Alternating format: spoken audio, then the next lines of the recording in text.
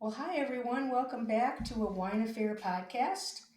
I am launching a new series on my podcast called Women in Wine, and I am thrilled to have my very first woman in wine guest today from Margins Wine in California. She is the owner and winemaker of Margins Wine, Megan Bell, and I want to welcome her on today. And thank you so much for joining me.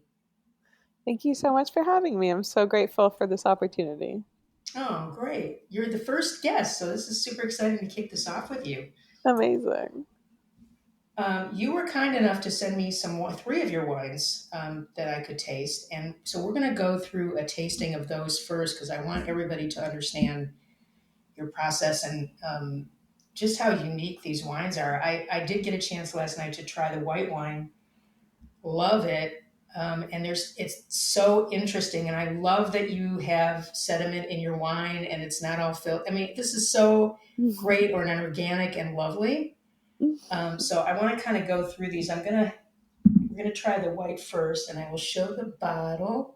I love the artwork on your bottles. Thank you. So unique. So that first wine is the only white blend that we make. Oh, okay. It changes year to year. The neutral oak hotel, there's a red and a white, and that's an opportunity for me to just kind of play around with blending. Mm-hmm. And in the 2024 version that you have, that's 65% Chenin Blanc, 23% Muscat Blanc, and 12% Vermentino. And that's coming from all over Northern California. So the appellation is just California. Each one of those vineyards is in a very different area, and they're blended together in a very intentional percentage to try to achieve, a balance of acidity and, really importantly, aromatics in that case. Yes, I mean the aromatics on this are just amazingly wonderful. They're so pretty. Yeah, that's the muscat for sure. Yeah. And actually, before I even knew what the other grapes were, I was like, "That's Muscat." I Uh-huh. could just smell it. That's so beautiful. I love what you did with this. What's when you're blending grapes like this, what's the intentionality behind that? Are you going for more food friendly, or is it sort of like you just want something lighter? Like, is there a style you're going after? I want it to taste good by itself. Okay. Is what's really important to me with those two wines. A lot of the wines that Margins produces are better paired with food, I would say, but those two wines, or the neutral Cotel wines, are the entry level wines. So it's important to me that there's something that you can just grab and like drink on the beach or on a camping trip and have it not be too complicated. So when I'm picking out the blend, I already have an idea of what wines I'm going to put in it based on what I remember about them from making them during harvest. Hmm. Um, but I don't decide the blend until right before bottling. So I have like this vague idea of what I'd like to accomplish, and then I start playing with the percentages to make sure that my idea works. And in almost all cases, the coming up with the blend doesn't take me more than an hour physically, just because I put so much mental work in advance into like what I want it to be and what I think will go together, so that when it comes time to execute it, it actually goes quite quickly. Wow, an hour. That's impressive. Well, all the prep work's already done, in my head. So, So, do you carry around like a little notebook or keep one by your bedside and jot down ideas at night when it comes to you? I wish I was that kind of person. No, Uh, it's just, when you're making the wine during harvest, because you're so involved with it.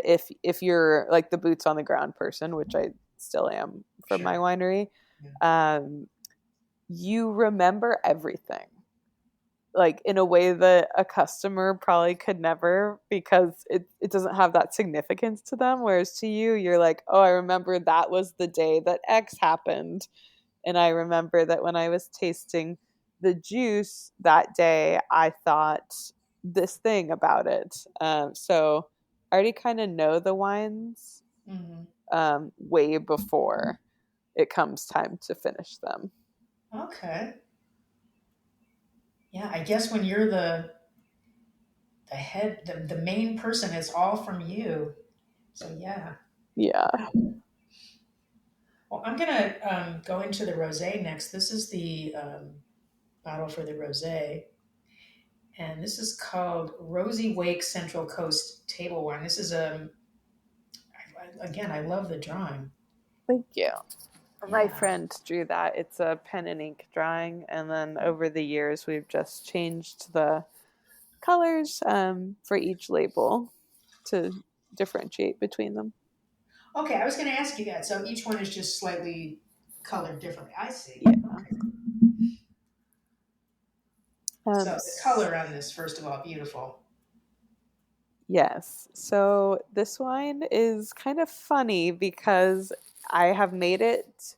You'll notice that it says table wine on the front and not Mhm. rosé, and that's very intentional. So I've tried to make it appeal to a greater number of people by having it be either a light red wine or a dark rosé wine, depending on Oh, what the person wants it to be or what the restaurant wants it to be.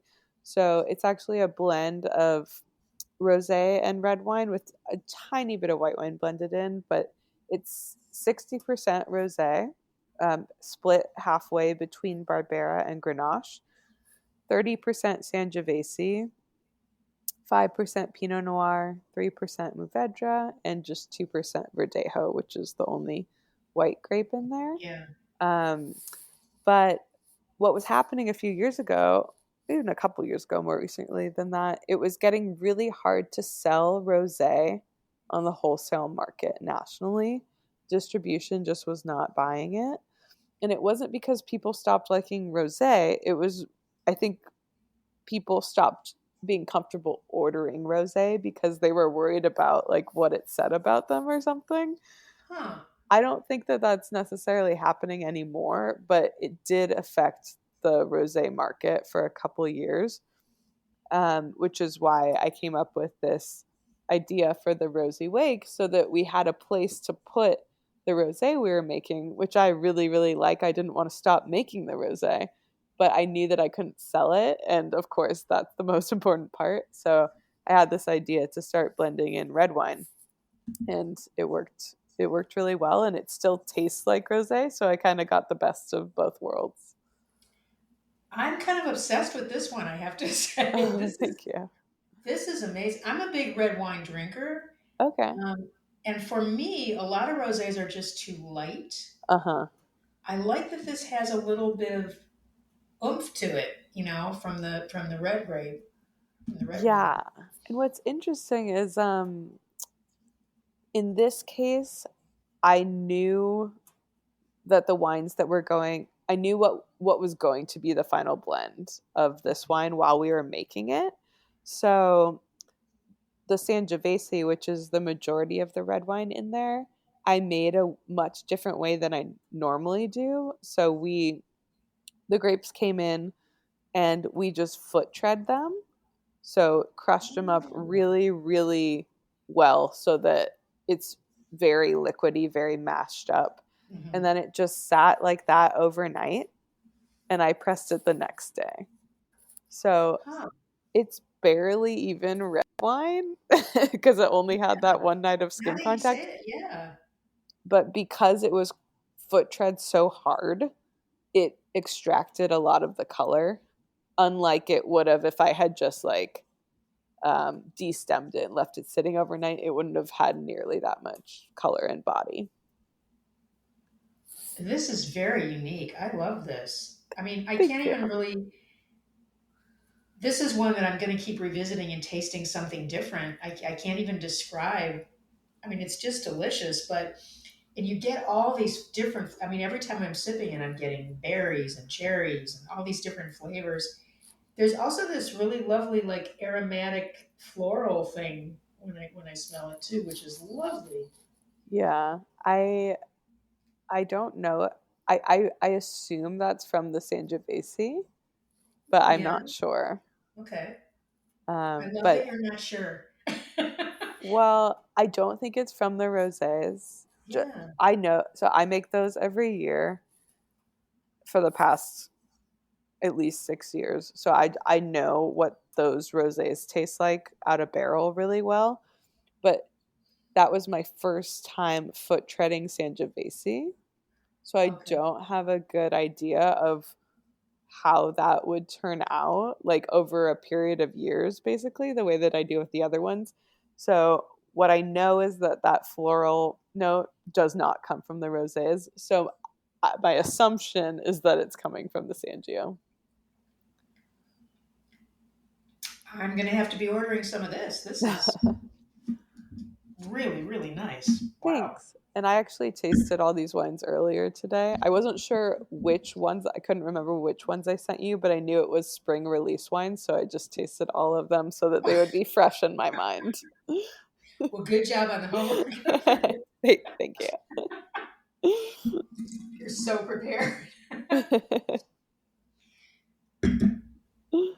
All right, and then last but certainly not least, we're going to go to the Grenache. This is okay. I'll answer. And I'm excited to try this one too.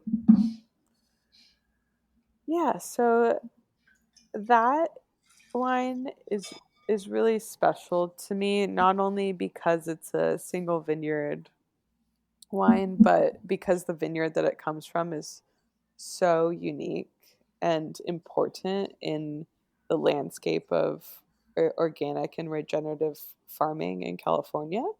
So that is from a regeneratively farmed vineyard, which means it's beyond organically farmed uh, with the use of animals in the vineyard. And in this case, they use sheep, and they've done something really unique, which is they've trellised their vines up at about 5.5 feet tall rather than the typical 3.5 feet tall. So the grapes don't they hang at eye level for a human, and that means the sheep cannot reach them. So they're able to run sheep in their vineyards year round versus lots of other wineries that use sheep or vineyards that use sheep. They can only have them in there in the winter and the early spring because as soon as the vines start growing, the sheep are going to eat any of the Yeah. green parts. Um, so they're like I said, they're the only vineyard in California to have adopted this trellis system thus far. There's more people that are going to be adopting it, but having the sheep in the vineyard year round is a really important step in building soil health, um, because the sheep are full of nutrients from their urine, and they also have a very cool symbiotic relationship with their saliva. It actually, there's an enzyme in their saliva that helps native grass seeds germinate. Um, Wow. and that's, people probably hear them, they're like, what? That's not possible. But people forget that herd animals and grasslands evolved together over millennia. So these herds of animals were moving across land at the same time that grass species were evolving. So they actually work in tandem with each other in a way that we've sort of forgotten in modern day ag. Wow, that is interesting. Jeez, I had no idea that was even a like the whole the level for the sheep. I had no idea that was a thing. Yeah, and the Wow. benefit of having them in the vineyard year round is that Yeah. the vines, while the vines are growing, they're it's when they're really taking up nutrients from the soil. So if Mhm. you have the sheep in there at the same time that the vines are growing, you're able to utilize the sheep to a much greater degree than having the sheep in the vineyard when the vines are dormant. So you're kind of missing out on all the benefits of the sheep if you have them in the winter Right. versus being able to use them to their full potential. That's like a superpower organic. It's a step up. Wow. It's very cool. It's like It there's is. reasons that people haven't adopted this trellis system yet. One of them is that people don't know about it, and the second one is that it takes much longer to establish the vineyard because the vines are so tall. So getting a trunk up that high takes like at least an extra year. Oh, okay. So that has, that's a drawback, but the benefits like far, far outweigh the drawbacks in this case. And it produces beautiful fruit. I love this vineyard. I work with a lot of different grapes from this vineyard, but they have the most acreage planted of Grenache. So you're having the Grenache, and the first vintage of that was in 2021. So those vines are actually have only been producing grapes for 4 years. So they're babies, and they're already capable of producing a wine with that much complexity, which is significant. Huh. Yeah, you wouldn't think 4 years is not a long time No, for not at vines. all. Wow. So I know we talked about you doing low intervention wines from underrepresented regions, is what you kind of wanted to go after. Is that, so these are all California, right? Yes. Okay. Do you work with specific regions specifically, or do you kind of bring in new ones as time goes on, or how do you do that process? It's pretty. The goal is not to pick up new vineyard sites, Okay. because part of developing the kind of the brand for each wine type is that it's consistent over time, at least relatively. So if people know the Grenache as tasting like that, then it's not going to make sense to them if all of a sudden I switch vineyard sources and then the wine tastes totally different. Right. Over the years, it takes a long time to establish a consistent vineyard portfolio. So we've only worked with like the same people every year for the last maybe 3 years. So we were adding new people all the time as we were getting established. But um, yeah, it's complicated, like, of course, to do that. And once you find a farming relationship that really works for you, I think it's better to nurture that and keep that going rather than trying to pick up new ones. Sure. That makes sense. Sure.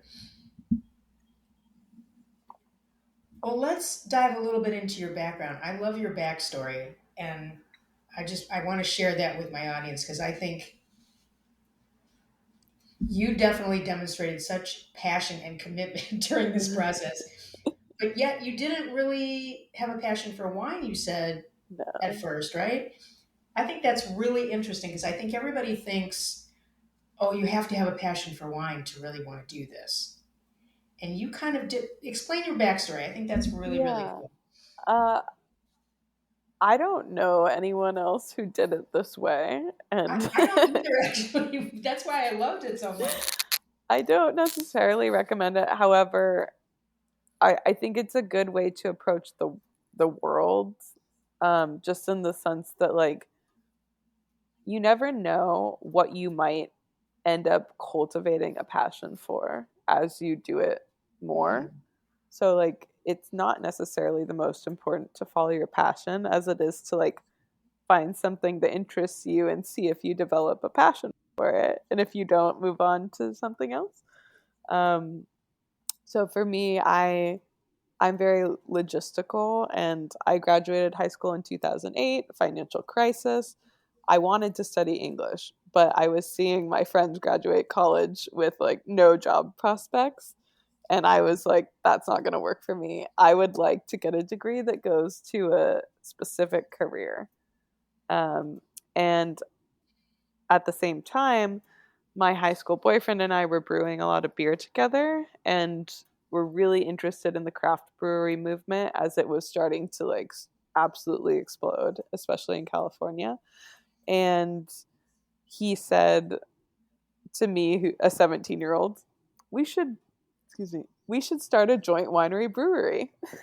And I, at the time, was like, that's a great idea.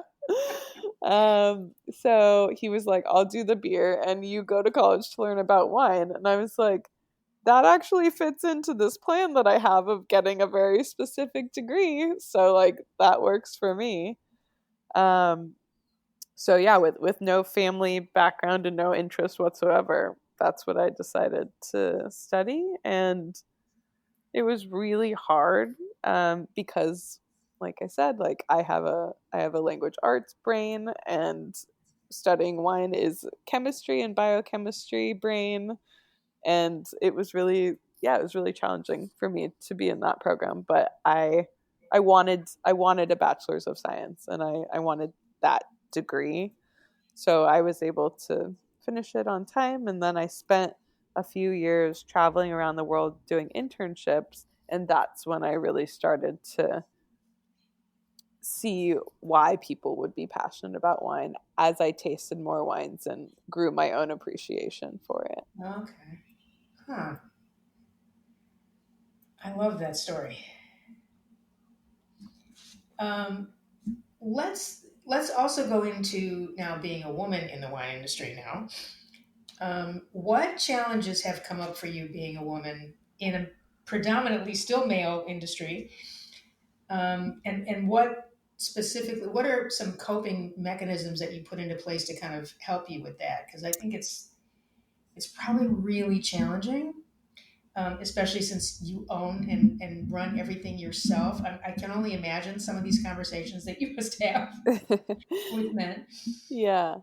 Um, it was really hard early on. It hasn't actually been hard for me in years now. Good to Um, hear. Okay. but I'm not sure if that's just because I've gotten older and I don't care as much. It's hard to say. But when I, and I didn't say this before, but I started the company when I was 25. So I was really young, and I definitely didn't have the life experience to know how to handle men that wanted to treat me a certain way. So, Yeah. um, yeah, when I was working my internships, I had so many negative experiences, like just like, lots of young women. Like it was bittersweet. Like I was learning a lot. I was enjoying my work, but I was also thinking like, ah, is it really sustainable to like stay in this industry basically where no one thinks I can do anything? And like people are so sexist at work. Like either they're cold and unfriendly or they're too friendly. And there's no just like normal. And so many wineries and wine production industry doesn't have HR, and often your boss is like the owner. Hmm. So there's no one to report any of the behavior to, and you kind of just have to deal with it. And one of my strategies early on was just realizing that if I wanted to be respected by the men, I needed to emulate what the men were doing, specifically how the men handled uncertainty and learning moments. So, something that will often happen when people are learning, especially women, is if they do something incorrectly, they'll laugh and be like, oh, oops, like I'm so silly. Like, I don't know how to do this, Right. which is Yeah. like a perfectly legitimate reaction. Hmm. But what I started to realize is that the men I worked with weren't doing that. When they did something wrong, which of course they also did, they would get like kind of like cold and gruff about it and be like, and like do it right and never say anything about it again. And I was like, okay, I can do that. That's actually easier than what I'm doing, which is like trying to receive feedback in a friendly way so that I'll be likable. Like these Yeah. men aren't worried about being likable. I'm going to start doing that.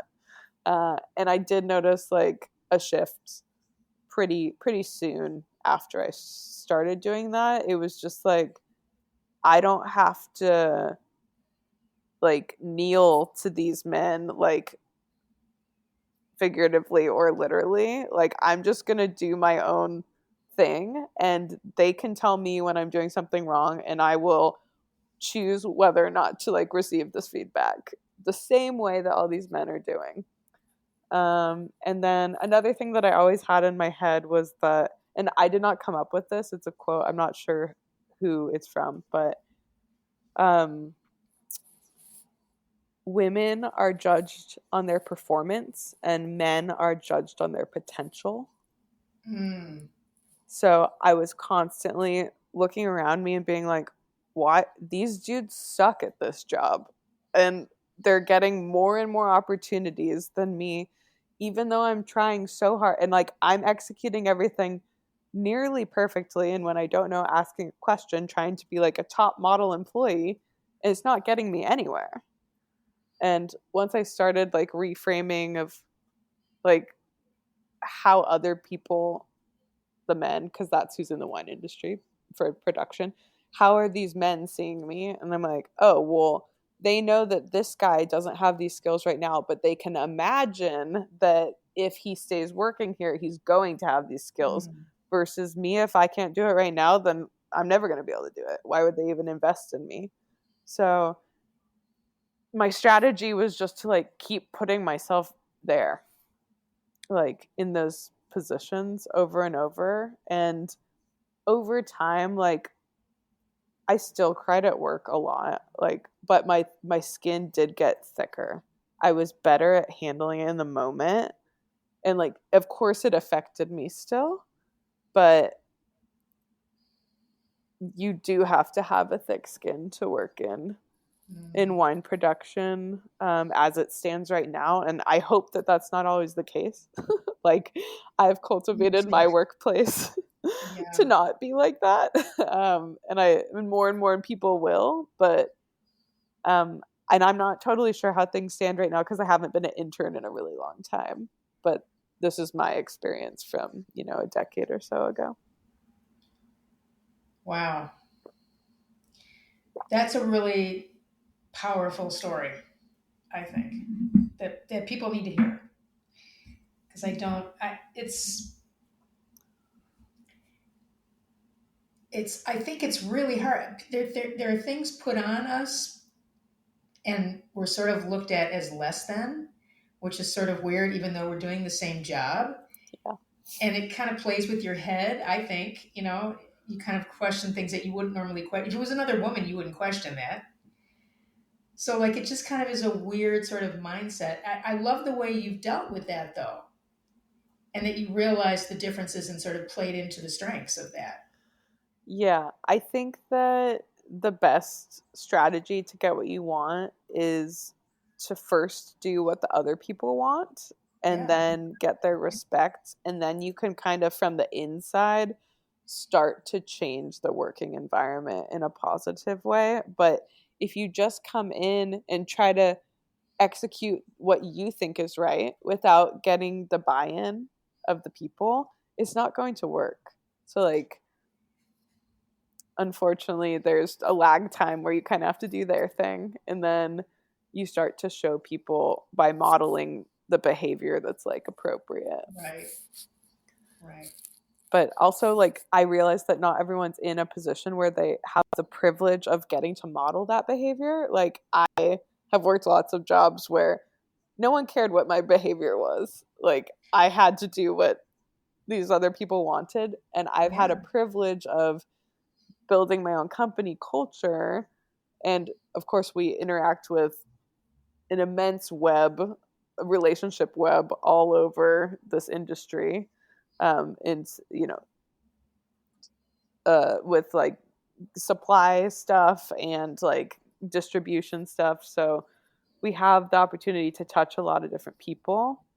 And I try to always remember how it felt, Mm, um, mm. to not be in the position of power and have it be like the best possible experience for everybody.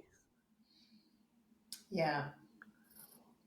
What steps do you think need to be implemented to see some change? What would you do to make this sort of a more level playing field for everyone? Yeah, I mean, this would be a system overhaul. I don't see, and who knows what's possible, but it won't be me that does this. But like There should be some type of independent review agency that acts as a HR for wine production Huh. so that employees have someone to report this behavior to. Because like Hmm. I won't say anything specific that happened to me because like I'm afraid of getting sued even now. But the behavior is atrocious and people would not believe what goes on at the workplace. And like there's nothing you can do. There's just nothing to do. So like some type of review board would be great where where like your job was protected. Like even if you went to that review board, like you can't get fired. Um, Right. that would go a long way. And then having more and more women in positions of power in wine production also goes a long way. And I actually think that has happened significantly in the last decade. It's still way out of balance, but it's Yeah. much better than it used to be. And not that like all men are bad and all women are good. Like that's not the case at all. No. But Yeah. I have found through my working experiences that the good men get skewed down to where the bad men are on the scale of behavior Yeah. versus the women aren't pulled down as easily. Like they recognize that a working environment should be safe slash respectful Yeah. and they work to maintain that balance in a way that the men don't as much because they want to be liked and there's there's a pressure, a societal pressure for those men to to go along with certain behaviors and attitudes that the women don't feel as much. Yeah. Yeah. Big topic.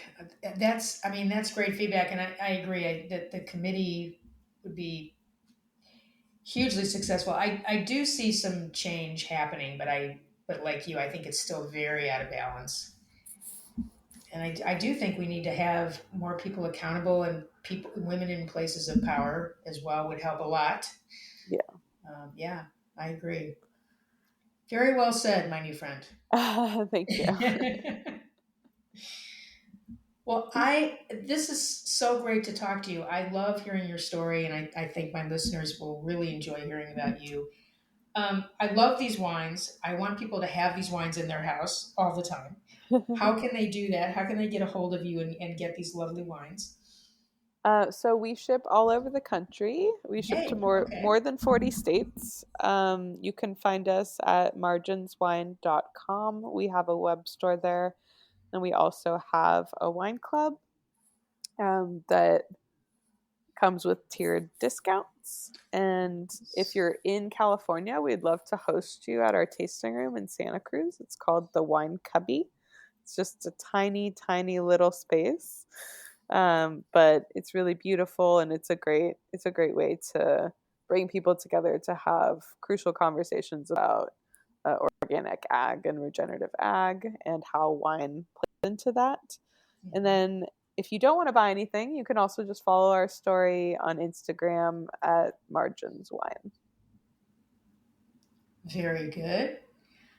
Is there anything that's coming up new for you on the horizon? Are you getting ready for more wines or any new plans happening at the winery? Not so much at the winery, but our spring release comes out officially tomorrow. Oh, So yeah. those are the wines that you tasted today, and Oh, those will yay. start to go out across the country into the world in the next week or so. And when the spring wines come out, it is a sort of like a breath of fresh air, like a weight off my shoulders for me because something that people don't realize about wine is that there's very long periods with no cash flow. So basically, the company has had no revenue since harvest time, which is when the last um, Yeah. release came out. And we have had an enormous amount of expenses because we've just paid for all of our grapes. So Yes. winter is really hard for wineries because also people a lot of people don't drink in January, and people aren't out and about as much since it's cold. So when the Right. spring release comes out, it's like, okay, it's the beginning of a new year, like possibility. We're gonna have enough cash flow again. Like it's gonna be okay. So a lot of my favorite wines that we've been making the longest are part of the spring release, and that has a special significance as well. Oh, I love that.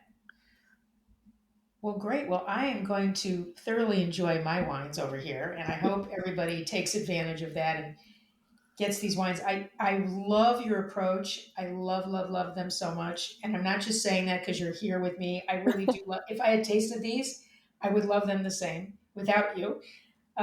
They're really a fresh approach to wine, which I really appreciate. They're very unique. And I Thank am very obsessed with your rosé, so I'm going to have to keep you.